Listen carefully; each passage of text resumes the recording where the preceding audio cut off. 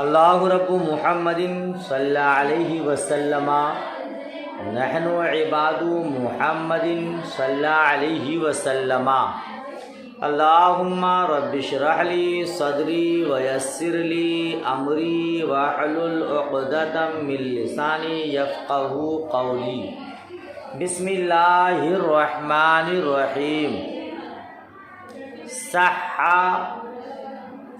وإنكاح الأبي والجد عند عدم الأبي الصغيرة والكبيرة بغبن فاحش في المهر أو من غير كفوف لا لغيرهما۔ کل کا سبق آپ نے یاد کیا ماشاءاللہ، آج کا سبق بھی بغور سماعت کیجیے، بھرپور یاد کرنے کی کوشش کیجیے گا۔ حقیر رب کریم کی بارگاہ میں دعا گو ہے اللہ کریم اپنے حبیب کریم کے صدقے آپ کو اعلیٰ ترین کا ذہن عطا فرمائے، قوت حافظہ میں اضافہ فرمائے۔ جو بھی پیغام عظمت رضا میں یہ درس حاصل کر رہے ہیں اللہ انہیں بھی خوب برکتیں عطا فرمائے، اور آپ سب کے صدقے مجھ حقیر کو بھی عطا فرمائے، آمین ثم آمین۔ عبارت خوانی ہوئی، ترجمہ دیکھیے۔ اور صحیح ہے نکاح کر دینا باپ کا،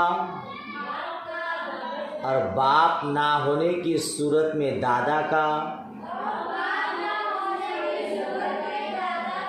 اپنے نابالغ لڑکا یا لڑکی کو مہر کے اندر غبن فاحش کے ساتھ۔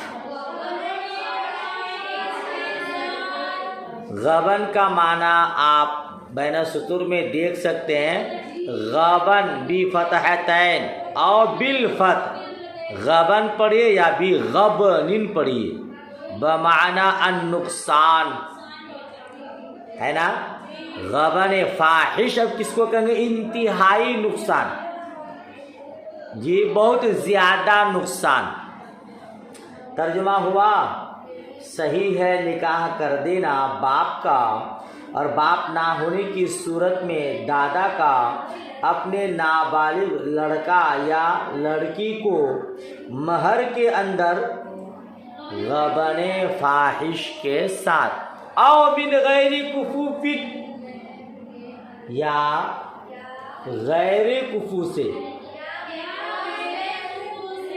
لالی غیرہما، ان کے سوا دوسرے اولیاء کو یہ حق نہیں، ان کے علاوہ دوسرے اولیاء کو یہ حق نہیں۔ یعنی باپ دادا کے علاوہ دوسرے ولی اگر نابالغ لڑکا یا لڑکی کا مہر میں غبن فاحش کے ساتھ یا غیر کفو سے نکاح کریں تو بالاتفاق یہ نکاح صحیح نہیں ہوگا، ٹھیک ہے۔ اے لا یصح لغیر الابی والجدی انکاح الصغیر والصغیرۃ بغبن فاحش فی المہر او من غیر کفو اتفاقا۔ اس کا ترجمہ ہوا یعنی باپ دادا کے علاوہ دوسرے ولی اگر نابالغ لڑکا یا لڑکی کا مہر میں غبن فاحش کے ساتھ یا غیر کفو کے ساتھ نکاح کریں تو بالاتفاق یہ نکاح صحیح نہیں ہوگا، کیونکہ اس سے پہلے آپ پڑھ چکے ہیں نا کہ باپ دادا کو اجبار کا حق حاصل ہے، وہ مجبور کر سکتا ہے۔ تو باپ دادا اگر غبن فاحش کے ساتھ یعنی بہت زیادہ کم مہر میں نکاح کر دے یا غیر کفو کے ساتھ نکاح کر دے تو نکاح درست ہو جائے گا۔ باپ دادا کے علاوہ چچا یا بھائی کوئی وغیرہ کرے تو پھر وہ نکاح صحیح نہیں ہوگا۔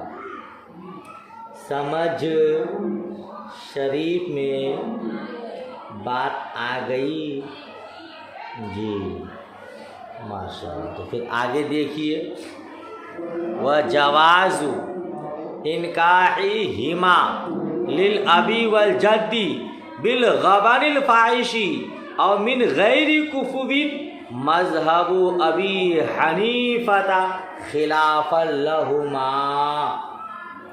دیکھیے گا، کہتے ہیں وجواز انکاحہما، وجواز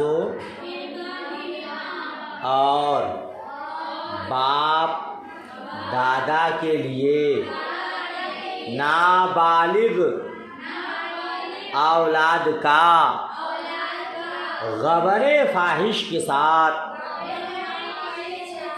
یا غیر کفو سے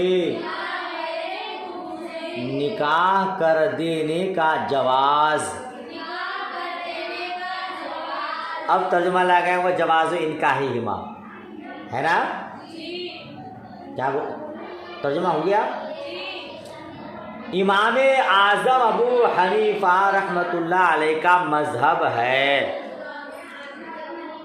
ارے بھائی باپ دادا، باپ کے عدم موجودگی میں دادا نابالغ اولاد کا غبن فاحش کے ساتھ مہر میں، یعنی بہت زیادہ کم مہر میں اور غیر کفو میں نکاح کر دے تو نکاح درست ہو جائے گا، یہ نکاح جائز ہوگا۔ یہ امام اعظم ابو حنیفہ رحمۃ اللہ تعالی علیہ کا مذہب ہے، خلاف لہما، برخلاف ان دونوں کے، برخلاف کن دونوں کے؟ صاحبین کے، یعنی امام محمد رحمۃ اللہ علیہ اور امام ابو یوسف رحمۃ اللہ علیہ کے برخلاف، یعنی ان کے یہاں یہ نکاح صحیح نہیں ہوگا، ہے نا۔ امام اعظم ابو حنیفہ رحمۃ اللہ علیہ کے نزدیک نکاح ہو جائے گا غبن فاحش مہر میں اگر ہو اور غیر کفو میں ہو، لیکن صاحبین کے یہاں یہ نکاح درست نہیں ہوگا، ٹھیک ہے۔ اے لو فعل الابو اول جد اول، یعنی اگر باپ نے یا دادا نے، باپ نے، دادا کب ہوگا؟ باپ کی عدمی موجودگی میں ایسا نکاح کر دیا، لو فعل، ایسا کیا، کیسا کیا؟ غبن فاحش کے ساتھ نکاح کر دیا یا غیر کفو میں نکاح کر دیا، تو کیا ہوگا؟ صفا پلٹیے، باپ کی عدم موجودگی میں ایسا کر دیا، لا یکون للصغیر والصغیرۃ حق الفسخ بعد البلوغ، تو صغیر اور صغیرہ کو بلوغ کے بعد فسخ کا حق حاصل نہیں ہوگا، فسخ کا حق حاصل، ٹھیک ہے نا۔ بالغ ہونے کے بعد اب وہ لڑکا یا لڑکی چاہے کہ میں نکاح کو فسخ کر دوں تو اختیار نہیں ہوگا۔ آپ پہلے ہی پڑھ چکے ہیں کہ امام اعظم ابو حنیفہ رحمۃ اللہ علیہ کے نزدیک باپ اور دادا کو ولایت اجبار حاصل ہے، ولایت اجبار یعنی اس کا کیا ہوا نکاح لازم ہوگا، فسخ کا اختیار نہیں ہوگا، ٹھیک ہے نا۔ کیونکہ باپ اور دادا دونوں رائے میں کامل اور پوری شفقت رکھتے ہیں، ٹھیک ہے، لہذا اب بالغ ہونے کے بعد وہ چاہے کہ فسخ کر دیں تو نہیں کر سکتا۔ وَإِنْ فَعَلَ غَيْرُهُمَا فَلَهُمَا أَنْ يَفْسَخَا بَعْدَ الْبُلُوغِ، اور اگر ان دونوں کے علاوہ کوئی ایسا کرے، ان دونوں کے علاوہ باپ دادا کے علاوہ کسی ولی نے ایسا کام کیا تو ان دونوں کو اختیار ہے کہ وہ بالغ ہونے کے بعد فسخ کریں۔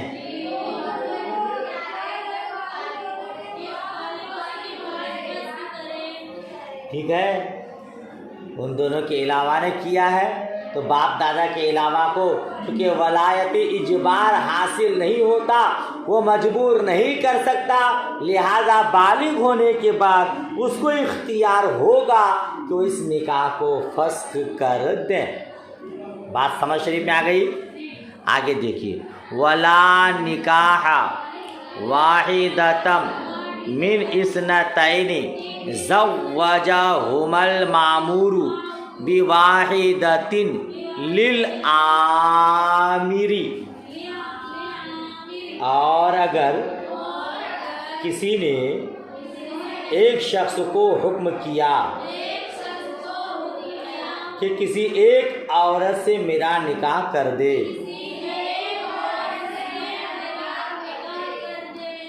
کیا ہوا؟ کسی نے ایک شخص کو حکم دیا ایک عورت سے میرا نکاح، اس نے دو عورتوں سے نکاح کر دیا، تو ایک کا بھی نکاح صحیح نہیں ہوا۔ ٹھیک ہے، کیا مطلب؟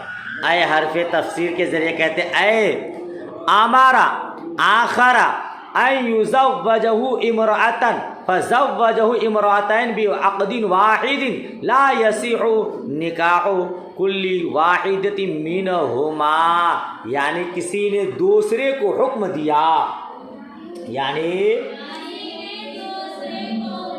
کہ اس کا نکاح کسی عورت سے کر دے،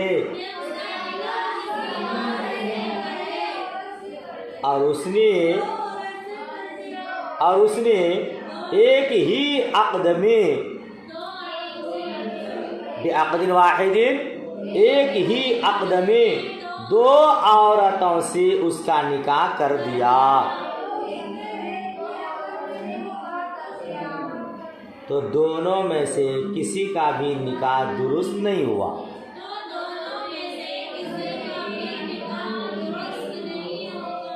دونوں میں سے کسی کا بھی نکاح، سمجھ میں آیا؟ زید نے بکر کو کہا کہ کسی عورت سے میرا نکاح کر دے، کسی متعین عورت کے بارے میں نہیں کہا، کسی متعین عورت کے بارے میں اس نے نہیں کہا کہ عائشہ سے یا خیر النساء سے یا اس سے اس سے، کسی کو متعین نہیں کیا ہے نا، مطلق کہا، تو کسی کا نکاح نہیں ہوگا۔ اور اگر کسی کا نام لے کر کہا کہ اس سے میرا نکاح کر دو، اور زید نے اس کا نکاح کر دیا، اس نے اس متعینہ عورت کے ساتھ سے اور ایک عورت کو اور ملا دیا، یہ جس کا نام لے کر کہا تھا اس سے بھی نکاح کیا اور دوسری کو اور ملا دیا، دو سے کر دیا، تو جس کا نام لے کر کہا تھا اس کا نکاح ہو جائے گا، دوسرے کا نکاح نہیں ہوگا۔ اسی طرح اگر دو الگ الگ عقد کے ساتھ نکاح کیا دو عورتوں سے، تو پہلے کا نکاح ہوگا، دوسرے کا نہیں ہوگا۔ یہ جو صورت ہے یہاں پہ، یہ کب ہے؟ جب کسی کا نام لے کر نہیں کہا، کسی کی طرف اشارہ کر کے نہیں کہا، اب مطلق کہہ دیا کہ کسی عورت سے میرا نکاح کر دو، اس نے دو عورتوں سے کر دیا، تو اب کسی کا نکاح صحیح نہیں ہوگا۔ سمجھ شریف میں بات آ رہی ہے جی؟ پھر آگے کیا فرماتے ہیں؟ اما اذا زوجا بعقدین فالاول صحیح دون الثانی، لیکن جب دو عقدوں میں نکاح کیا تو پہلا صحیح ہے، دوسرا نہیں۔ لیکن جب دو عقدوں میں نکاح کیا تو پہلا صحیح ہے، دوسرا نہیں۔ نیچے لکھا فَإِنَّهُ مَوْقُوفٌ عَلَىٰ إِجَازَتِهِ إِنْ جَازَ نَفَذَ وَإِلَّا لَا، یعنی دوسرے کا نکاح موقوف ہوگا اس کی اجازت پر، اگر وہ جائز کر دے، اجازت دے دے تو نکاح ہو جائے گا، ورنہ نہیں۔ بات مکمل ہو گئی اور باب بھی مکمل ہو گیا۔ انشاءاللہ کل ایک نیا باب پڑھیں گے۔ آج یہیں تک، دعائے خیر میں یاد رکھیے گا۔ اللہ حافظ، خدا حافظ۔